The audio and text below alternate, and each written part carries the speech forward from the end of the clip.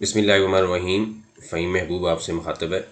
आज का जो टॉपिक है इसमें जो एफबीआर की तरफ से लास्ट वीक में जो बल्कि इसी वीक के स्टार्ट में जो एक ऑनलाइन सेशन हुआ था उसके ऊपर क्या डिस्कशन हुई थी।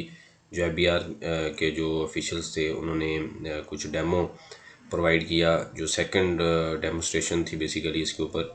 तो उसके अंदर वीडियो तो मैंने रिकॉर्ड की है, लेकिन वो मैं यहाँ पे उसको अपलोड नहीं कर रहा क्योंकि वो अगेंस्ट द कॉपीराइट है।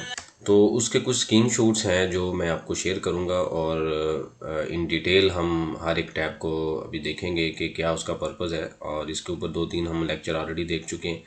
तो बिल्कुल ये सिंपल सा एक रिफॉर्म है। जैसे हम आपको याद होगा कि आज से 4-5 साल 6 साल पहले जब आयरस आया तो हम इनकम टैक्स रिटर्न जो थी वो आयरस पे रिकॉर्ड कर वेबीआर की वेबसाइट पे रिकॉर्ड करते थे। उसके बाद अभी हम आयरस पे कर रहे हैं। तो आयरस बेसिकली एक एडवांस वर्जन है जो सिस्टम के थ्रू डाटे की एक्यूरेसी को कंट्रोल करता है। तो पहला पर्पज़ तो ये है कि टैक्स पेयर का जो डाटा है उसको एनालिसिस के लिए, चूँकि हमने एफबीआर ने यूज़ करना होता है, तो उन्होंने एक रिफाइन सिस्टम बनाया कि इस सिस्टम में जो लोग डाटा एंटर करेंगे वो सिस्टम ही इस तरीके का डिज़ाइन हो कि वो उसमें जब इंफॉर्मेशन सही तरीके से पंच होगी तो रिकॉर्ड होगा। तो ये एक बेसिक पर्पस था। और सेकंड जो मैंने आपको, जैसे हमने डिस्कस किया था कि पीआरए और जो इस तरह की जो दूसरी बॉडीज़ हैं, सर्विसेज हैं, उसके ऊपर अभी सेकंड जो स्टेप है वो वाला है। पहले स्टेप पे हम आयरस के ऊपर रिटर्न फाइल करेंगे और उसके बाद अगला स्टेप होगा जो क्रॉस बॉर्डर है उसको लिंक किया जाएगा। तो वो अभी तक एफबीआर की तरफ से क्लियर नहीं है कि वो कब होगा। तो वापस आते हैं इस जो पहला जो आपके सामने स्क्रीनशॉट है, इसके सामने अब हम लॉगिन करेंगे आयरस के ऊपर। सेल टैक्स रिटर्न फाइल करने के लिए आयरस के ऊपर हम लॉगिन करेंगे जब एफबीआर की तरफ से ऑफिशियल इन्फॉर्म कर दिया जाएगा। तो पहली स्क्रीन में ये हमने लॉगिन किया। उसके बाद अगली स्क्रीन में जब से हम लॉगिन करेंगे तो हमारे सामने इस तरह का आयरस का जो होम पेज है वो आ जाएगा। तो हम किस पे क्लिक करेंगे, ये आ रहा है इनवाइस मैनेजमेंट। यहाँ पे आप क्लिक करें तो इनवाइस मैनेजमेंट पे क्लिक करने के बाद या हमारे सामने इस तरीके का एक टैब आ जाएगा जिसमें हमने पहले भी डिस्कस किया था लेक्चर्स में कि हम यहाँ पे सारी इन्फॉर्मेशन लिखेंगे, अपलोड करेंगे। ऐड इनवाइसेस के टैब में जाके उन्होंने एक्सेल का भी ऑप्शन दिया हुआ है। तो सारी इन्फॉर्मेशन जैसे ही हम लिख लेंगे, फॉर एग्जांपल कोई आपके सामने इनवाइस आती है और हम सर्च करना चाहते हैं कि हमारे नाम पे ये जेन्युइन इनवाइस है या नहीं है, तो दो पर्पज़ इसमें इस टैब पे आके उन्होंने बताए। पहला ये इसका पर्पज़ था कि अगर आप किसी से कोई चीज़ लेते हैं और वो आपके नाम पे टैक्स में डिक्लेयर नहीं करता, फॉर एग्जांपल हमारा सिर्फ एनटीएन है, सेल टैक्स नंबर नहीं है, तो हम अगर चेक करना चाहें कि ये हमारी इन्फॉर्मेशन टैक्स में डिक्लेयर कर रहा है कि नहीं कर रहा, तो अगर आपका एनटीएन है तो आयरस के लॉगिन में जाके इनवाइस मैनेजमेंट पे जाके आप वो इनवाइस नंबर हम यहाँ पे लिख देंगे। ये हमारे सामने इनवाइस नंबर है। जैसे ही आप इनवाइस नंबर लिखेंगे तो सारी इन्फॉर्मेशन आपके सामने आ जाएगी कि आपने क्या क्या चीज़ें बाइंग की है। तो ये लिंक किया जा रहा है कि इनकम टैक्स और सेल टैक्स को, कि जो जो बाइंग हो रही है वो सारी आयरस पे हो और यहाँ से डाटा एक्सट्रैक्ट हो इनकम टैक्स रिटर्न के अंदर कि आपके नाम पे क्या क्या इनवाइस आई है। तो ये दूसरा इसका जो बेनिफिट है वो ये है कि जो टैक्स पेयर की सारी इन्फॉर्मेशन है वो इजीली अवेलेबल होगी टैक्स पेयर को।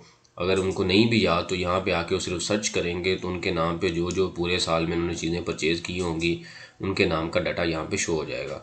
तो ये जैसे हमने अभी देखा कि ऊपर इनवाइस हमने लोड की और उसके बाद नीचे सारी डिटेल आ गई। तो ये आपके नाम पे, जैसे हम एमआईएस में हमने देखा कि इनकम टैक्स जो पेड है उसकी डिटेल देख सकते हैं, इस तरीके से जो चीज़ें हमने परचेज़ की हैं उनकी डिटेल भी हम देख सकेंगे। तो ये एक एडिशनल स्टेप है जो उन्होंने डोमेस्टिक सेल एंड परचेज, जो आपके नाम पे सेल हो रही है, परचेज़ आप कर रहे हैं, तो यानी आपकी परचेजेज हैं, अगली पार्टी की सेल है, तो सारी इन्फॉर्मेशन हमारे सामने इस तरीके से अवेलेबल होगी। अच्छा, दूसरा तीसरा जो मेन जो चीज़ थी कि डाटे को कैसा कंट्रोल किया जाए। जैसे आपको पता है कि विदहोल्डिंग स्टेटमेंट में जब हम डाटा अपलोड करते हैं तो वो वैलिडिटी की ऑप्शन मांगता है कि अगर सारा डाटा वैलिड हो तो हम एक्सेल की फ़ाइल पे वैलिड पे क्लिक करते हैं और अगर वो वैलिड हो तो डाटा अपलोड होता है, अदरवाइज़ अपलोड नहीं होता। अगर कोई कॉलम मिसिंग हो या किसी कॉलम में इंफॉर्मेशन सही तरीके से नहीं लिख रही तो डाटा रिपोर्ट ही नहीं होता।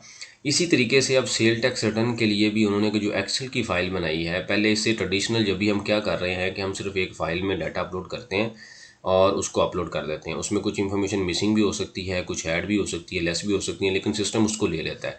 अब जो आपकी कैटेगरी होगी, बिज़नेस कैटेगरी है, प्रिंसिपल बिज़नेस एक्टिविटीज़ हैं, उसके मुताबिक अगर ये इन्फॉर्मेशन कोई भी इसमें मिसिंग होगी जो FBR की रिक्वायरमेंट है तो ये फ़ाइल वैलिडेट नहीं होगी। जब फ़ाइल वैलिडेट नहीं होगी तो अपलोड भी नहीं होगी। तो ये एक एक्सेल की वैलिडिटी फ़ाइल मिलेगी हमें, जैसे विद होल्डिंग स्टेटमेंट के लिए हमें मिल रही है।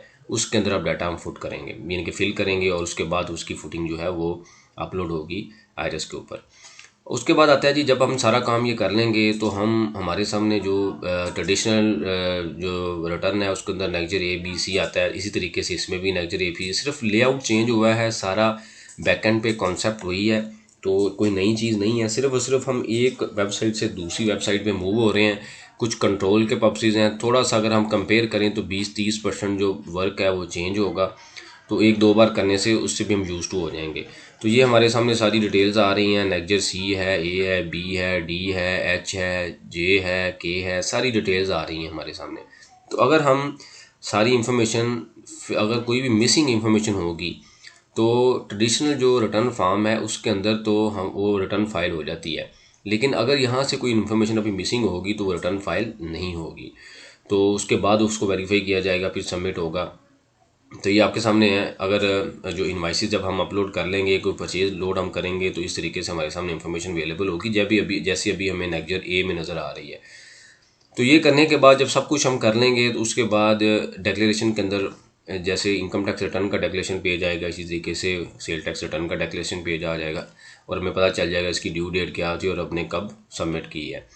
ये करने के बाद अगर कोई नेक्जर है रेलिवेंट है किसी से, अगर नेक्जर H है, J है, F है, कोई भी नेक्जर रेलिवेंट है तो उस पर आप क्लिक करेंगे, सारी इन्फॉर्मेशन लिखेंगे और उसके बाद उसको सबमिट कर दिया जाएगा। ये सब कुछ करने के बाद अगर जब आप सब कुछ एंटर कर लें तो हमारे पास इस तरीके से डाटा आएगा। जैसे इनकम टैक्स रिटर्न का लेआउट है तो उसी तरीके से यहाँ पे भी आएगा जी, परचेज़ कितनी है, ग्रॉस, यानी कि वही सिंपल सी चीज़ें हैं। उन चीज़ों को जो पहले थोड़ी सी कॉम्प्लिकेटेड थी अभी जो चल रही हैं उनको सिंपल करने की कोशिश की जा रही है। तो ये एक सिंपल लेआउट आ जाएगा। जैसे इनकम टैक्स रिटर्न हम फाइल करते हैं तो हमारे सामने आ जाता है। अब मेन जो चीज़ है ना, ये क्यों कर रहे हैं हम, रीज़न क्या है, इसका पर्पस क्या है, क्या इसके पीछे मतलब स्टोरी क्या है, कॉन्सेप्ट क्या है। कॉन्सेप्ट सिर्फ और सिर्फ ये है, जैसे हमने स्टार्ट में भी डिस्कस किया है, कि डाटे की एक्यूरेसी को मॉनिटर किया जाए, लोगों को ज़्यादा से ज़्यादा इकॉनमी में यानी इकॉनमी को डॉक्यूमेंट किया जाए, प्लस जो इनकम टैक्स रिटर्न फाइल होती है वो और सेल टैक्स का डाटा मैच हो। अब इनकम टैक्स रिटर्न और सेल टैक्स के डाटे के साथ आईआरएस के अंदर ही एक लिंक बना दिया जाएगा कि जो आप मंथली सेल यहाँ पे रिपोर्ट करेंगे वही सेल वहाँ पे रिपोर्ट होगी। अब होता क्या था कि इनकम टैक्स रिटर्न फाइल करने के लिए हमें पहले रिकन्सलेशन करनी पड़ती थी। अब उस चीज़ को भी उन्होंने मिनिमाइज़ किया है। अगर हम तो रिकन्सलेशन कर लेते हैं लेकिन टैक्स डिपार्टमेंट को भी टाइम चाहिए रिकन्सलेशन के लिए कि इन्होंने रिटर्न पे क्या डाटा रिपोर्ट किया है और इनकम टैक्स पे कहाँ पे क्या रिपोर्ट किया है। अब इतनी ज़्यादा कंपनीज़ हैं वो मैनुअल काम नहीं कर सकते, तो इसीलिए वो सिस्टम को डिज़ाइन कर रहे हैं कि जो मंथली डाटा रिपोर्ट हो वो एनुअल पे भी वही आए।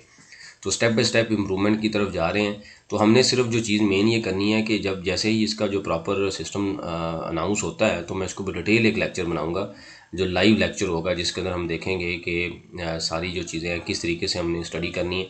तो जो मेन जो थिंग थी वो ये थी कि इस पर जो करंटली जो भी सिस्टम अपडेट हो रहा है उससे हम अपडेट रहें और उसकी जो चेंजिंग्स हैं, अगर इसके ऊपर कोई एडिशनल रिक्वायरमेंट हुई, अभी तो उन्होंने ये कंफर्म किया है कि जी लॉगिन आपका वही चलेगा जो आईआरएस वाला है, लेकिन अगर कोई एडिशनल रिक्वायरमेंट हुई तो मैं आपको कोशिश करूँगा अपडेट करूँ और उसको अगर एडिशनल रिक्वायरमेंट को मीट कैसे करना है उसके ऊपर भी हम डिस्कस करेंगे। कोई क्वेश्चन हो, सजेशन हो तो मेंशन करें, और जैसे कोई चीज़ क्लियर नहीं हो रही तो ओपनली डिस्कस करें कमेंट्स में, हम उसका कोशिश करेंगे रिप्लाई करें ताकि सारे उससे सीख सकें। जज़ाकल्लाह, थैंक यू वेरी मच।